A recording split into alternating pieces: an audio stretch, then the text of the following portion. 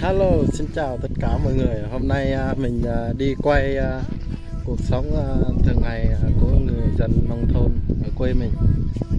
Bây giờ có mì nhà mình rất là nhiều nhá, làm không nổi luôn. Giờ mình kêu công làm giúp cho mình.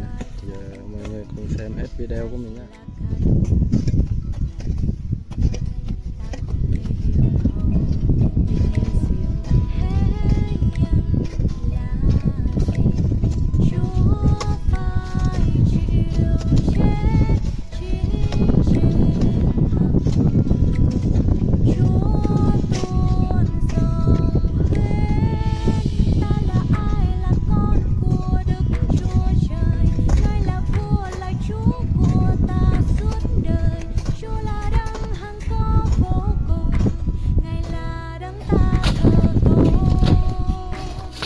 Làm rất là cực khổ luôn nha,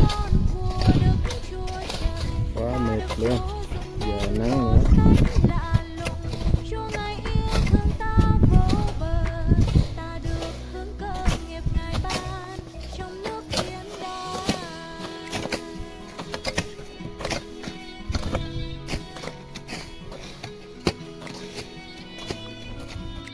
Đây là người dân ở thôn mình đây, quê mình.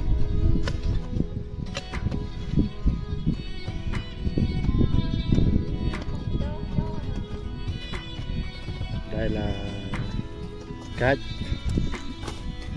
khổng lồ, đây là phanh cướp điên vậy.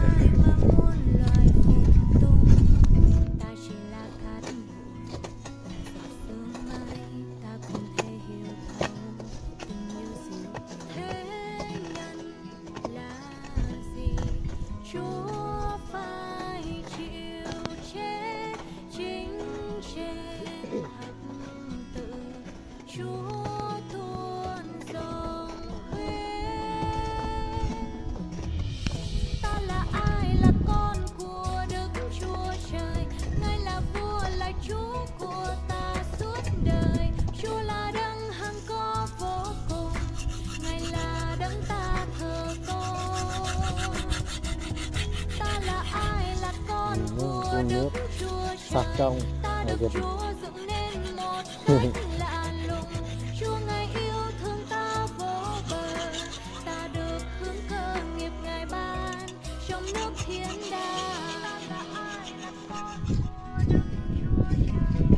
đây có rất là nhiều nè.